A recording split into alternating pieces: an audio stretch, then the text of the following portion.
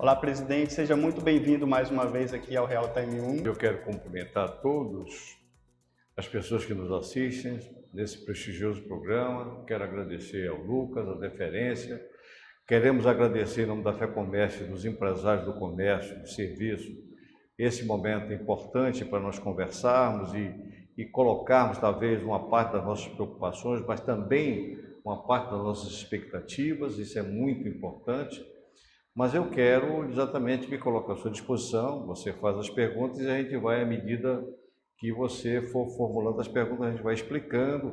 Mas eu posso dizer, dentro daquilo que você já colocou com muita propriedade, é que esse segundo semestre é sempre, tradicionalmente, historicamente, superior ao primeiro semestre. Por quê?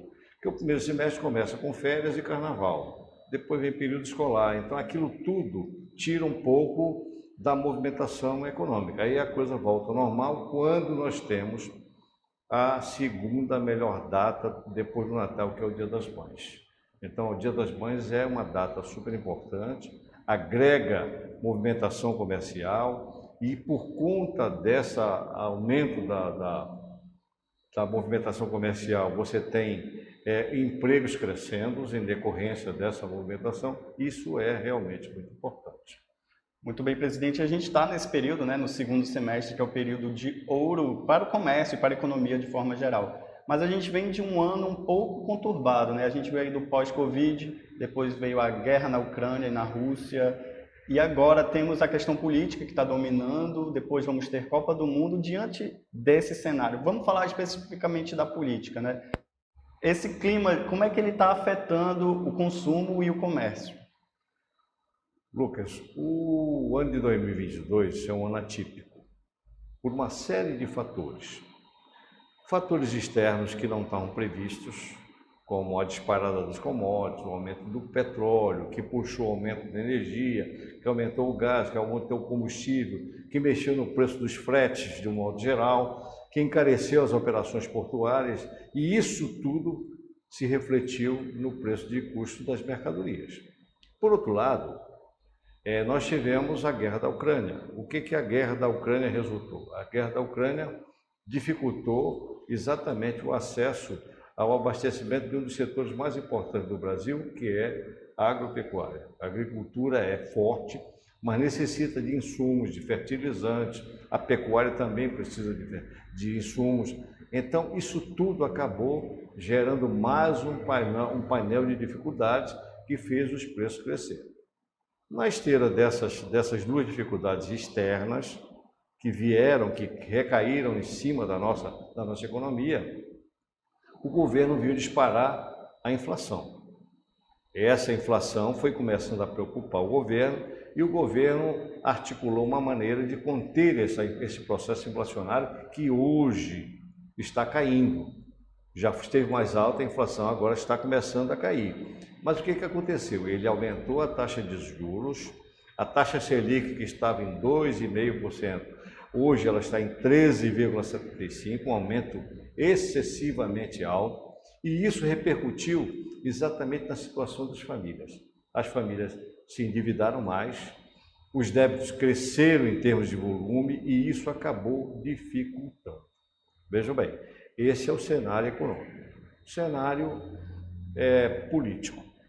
Nós temos um período de eleições. E período de eleições, normalmente a máquina para. Tudo fica mais difícil, tudo fica mais burocrático. Então a economia se ressente dessa movimentação que fica bloqueada. Não obstante tudo isso, nós vamos ter agora, no mês de novembro, vamos ter a Copa do Mundo. Só que a Copa do Mundo não é exatamente aquela que muita gente não está percebendo. É que como os jogos serão no Catar, eles, em função da temperatura muito elevada, os jogos serão à noite. E as transmissões para cá serão no começo da manhã, no começo do dia. Então, isso tudo vai desarticular todo o varejo da economia. Então, a gente está saindo, digamos assim, dessas duas dificuldades externas.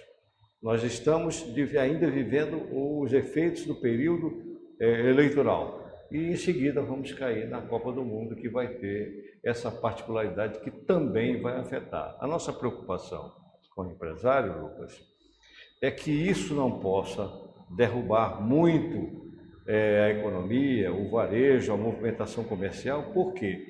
Porque isso traz na esteira o desemprego. E o desemprego sempre nos preocupa. Por quê? Por que nos preocupa? O comércio tem uma característica assim, que a gente às vezes não consegue perceber bem. Mas o comércio, ele tem uma missão muito importante, que é de atender a população. O comércio está no estado inteiro, o comércio está na capital, em todos os quadrantes da cidade, e o comércio é quem leva as mercadorias, o abastecimento, as atenções, as promoções, as facilidades de pagamento, as entregas sem custo ao consumidor.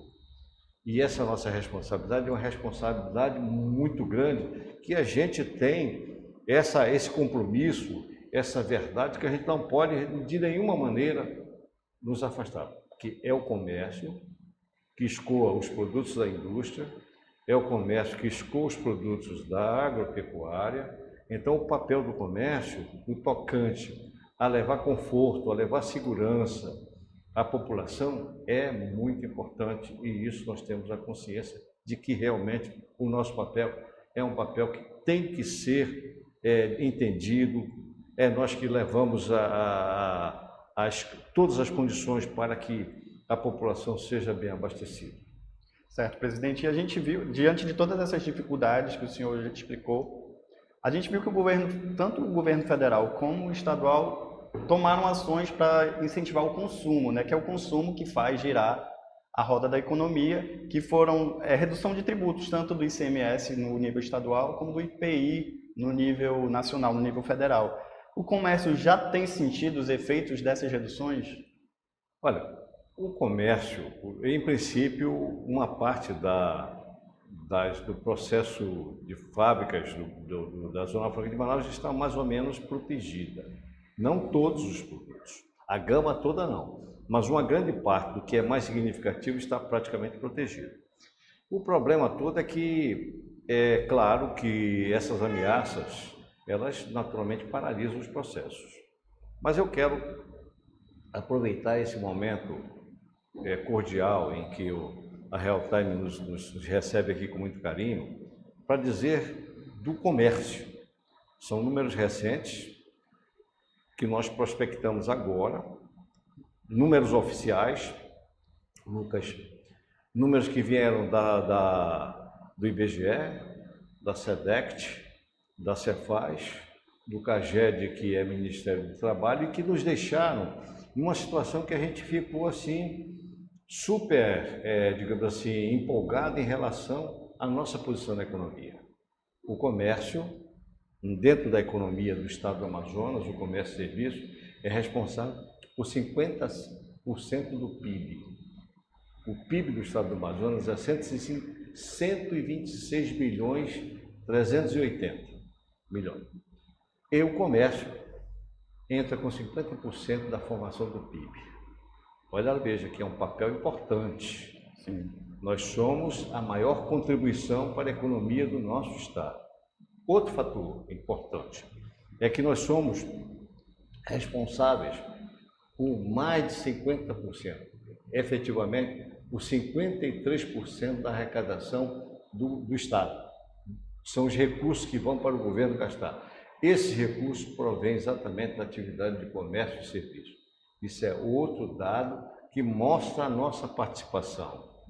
Outra coisa importante que a gente manifeste e que a gente diga com um certo entusiasmo. Nós somos responsáveis por 310 mil empregos diretos, formais. Não consideramos os informais, nem os indiretos. Os empregos diretos, segundo o CAGED, o comércio e serviço emprega 310 mil pessoas. Isso é importante que seja dito. Por que a gente está colocando tanta ênfase nessas colocações? Porque durante as duas ondas da pandemia de Covid, o comércio sofreu 182 dias de restrições e portas fechadas. Nós fomos exatamente a matriz econômica que ficou punida, que foi punida e que foi responsabilizada como se nós fôssemos os responsáveis pela propagação da pandemia. E não é. Por quê? Por que eu disse isso a alguns órgãos de controle? Porque 97% das atividades comerciais não têm aglomeração. E a aglomeração, Lucas, é exatamente o pressuposto da contaminação. Aí a pessoa, mas sim, mas vocês provocam circulação, vocês provocam isso, tudo bem. Mas acontece o seguinte, a circulação dos coletivos não é o comércio que provoca.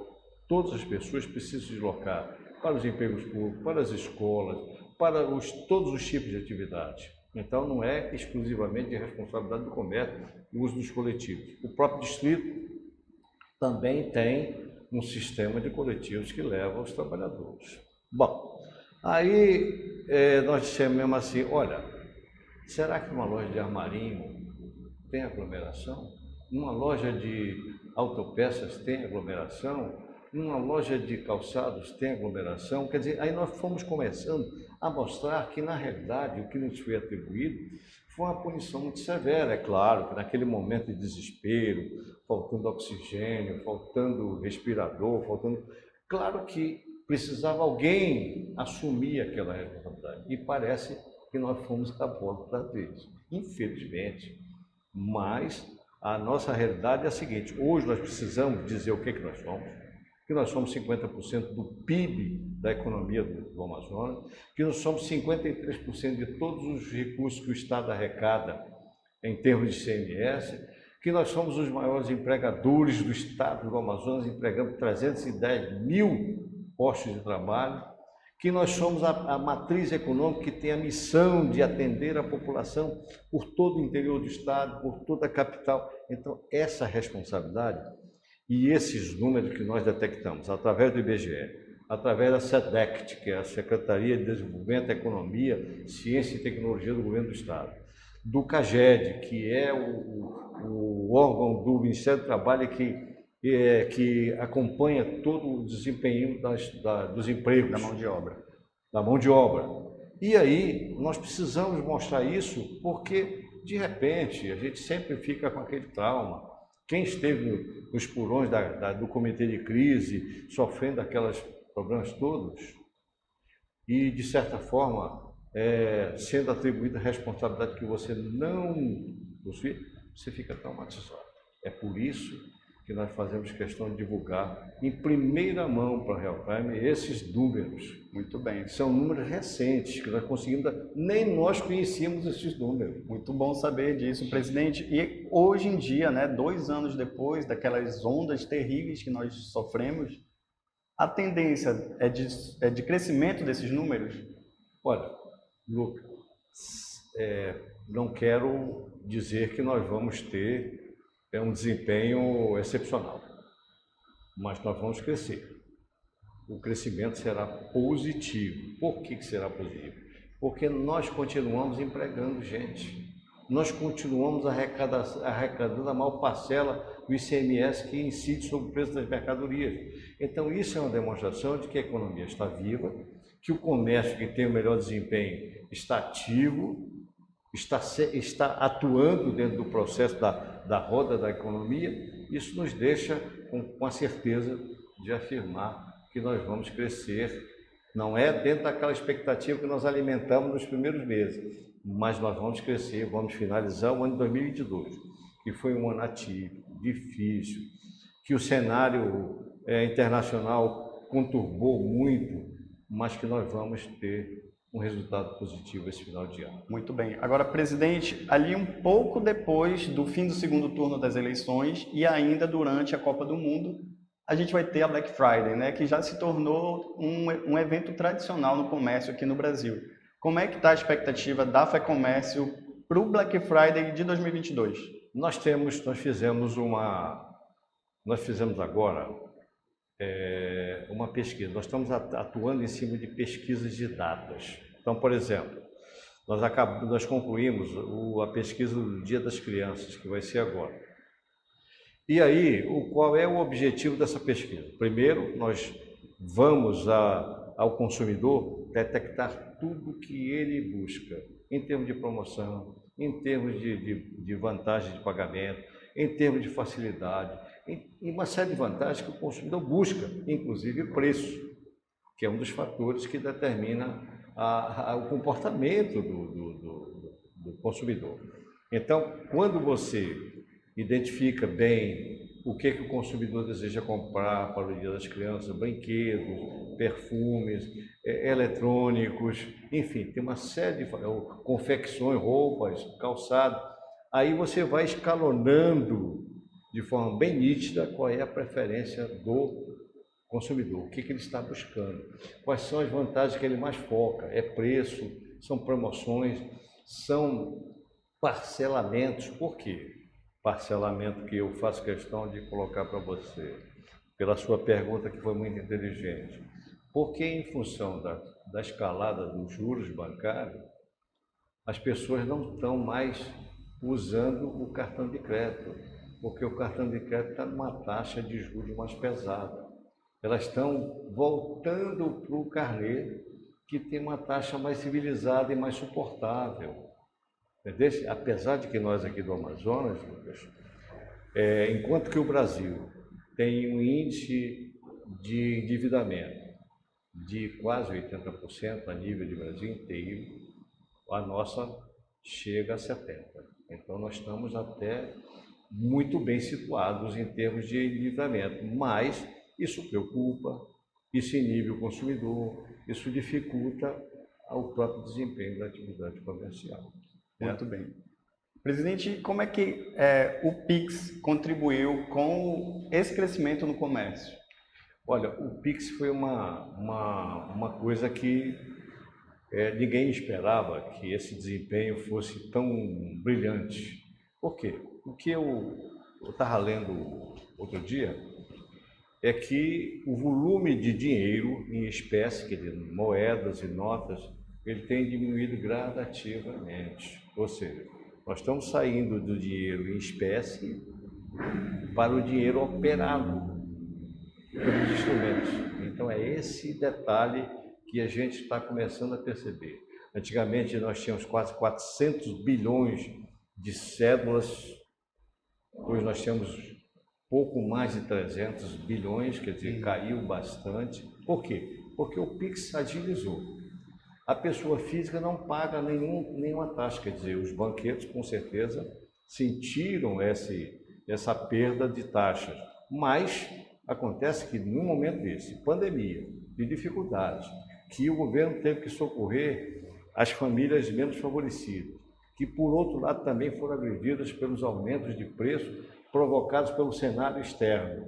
Não foi o comércio que aumentou o preço, foi exatamente provocado por essas ondas de aumento que fatalmente iam ter que atingir os preços. Então, o governo foi hábil, mas por outro lado veio o aumento dos juros, veio o aumento do endividamento, veio o aumento da negatividade do consumidor e isso acaba prejudicando a nossa própria atividade comercial. Muito bem, presidente. Agora, para finalizar o nosso bate-papo, eu queria saber com relação à data mais especial e mais esperada do comércio, que é o Natal, né? Como é que está as projeções da FEComércio com relação ao Natal desse ano? Lucas, muito boa a sua pergunta. Nos dá a oportunidade de falar sobre uma data que nós reputamos a data mais importante do calendário.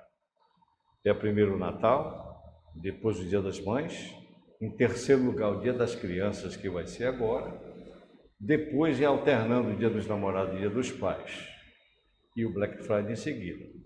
O Black Friday, como ele está muito próximo do Natal, ele não tem também aquele desempenho, muita gente está se preservando, porque o Natal é mais importante. O Natal tem um simbolismo religioso, familiar, de agregação muito forte, tem um viés muito amplo de comemorações. Então, o consumidor, no momento de dificuldade que ele está retraído, que ele está negativado, que ele está com dificuldade de acesso ao crédito, ele se segura. Eu vou me segurar porque a festa mais importante é o Natal. É no Natal que eu estou com a minha família, unido com a minha família, festejando a parte religiosa, festejando o lado social, o lado familiar, e isso tem uma importância muito grande. O Natal é a nossa data máxima. O ano de 2020 para 2021, nós fomos atingidos em pleno Natal.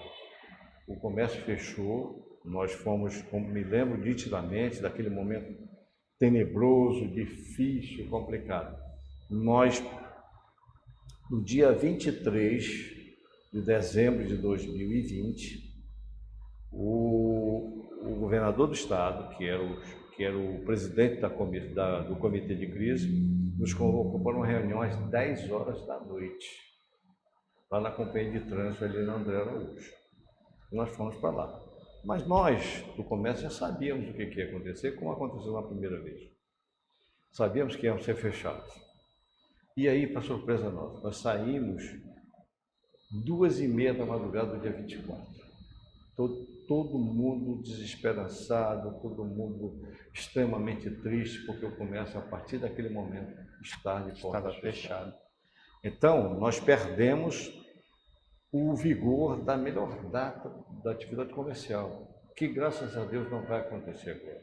Nós tivemos uma ameaça da Omicron lá por fevereiro e março deste ano, mas graças a Deus não evoluiu, não agregou nenhum perigo em termos de sanidade, em termos sanitário, E hoje nós temos também grande parte da população já vacinada, né, com 3 doses ou mais da vacina contra a Covid-19. Exatamente, isso foi importante. Nós tivemos dificuldades, claro.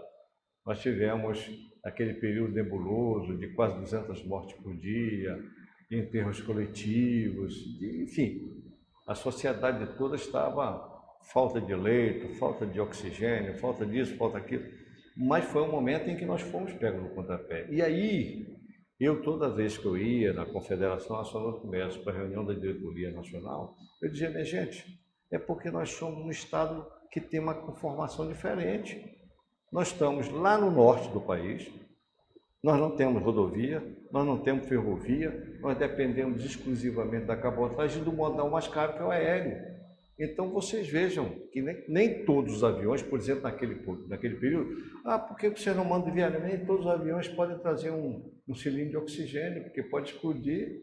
Então, as pessoas, às vezes, não entendiam essa dificuldade, mas nós convivemos no comitê de crise com essa realidade, discutimos exaustivamente, e graças a Deus, nós conseguimos contornar isso. Olha, apesar da crise, nós tivemos 112 dias na primeira onda de Covid, e nesta tivemos 69 dias, apesar da gravidade. Por quê? Nós conseguimos mostrar que não era exatamente o que o pessoal estava focando, estava atribuindo ao comércio, já que 97%, à exceção dos supermercados, que depois nós conseguimos regular, Lucas, nós fomos à Associação do Supermercado e colocamos uma regra. Vai entrar um número de pessoas por metro quadrado diário. Aí foi se acomodando. Entendi. Eu conversei com o Aderson Frota, que é presidente da FEComércio Amazonas, que deu um panorama sobre a situação do comércio neste segundo semestre de 2022. Muito obrigado pela sua participação aqui com a gente, presidente, e a gente deixa o convite para uma próxima oportunidade. Lucas, nós agradecemos a você pela atenção, pela cordialidade, pelas perguntas inteligentes. Nós agradecemos a todos que assistem, todos os assinantes do Real Time, porque eu acho que é um portal que leva informações importantes, que comunica coisas importantes à sociedade, e isso realmente enobrece e nos deixa, digamos assim, muito felizes por essa participação. Muito bem, e você, internauta, que acompanha o Real Time 1, continue nos acompanhando também pelas redes sociais, não esqueça de dar o like nesse vídeo e também de se inscrever no nosso canal no YouTube. Eu vou ficando por aqui, muito obrigado pela sua audiência e até uma próxima oportunidade.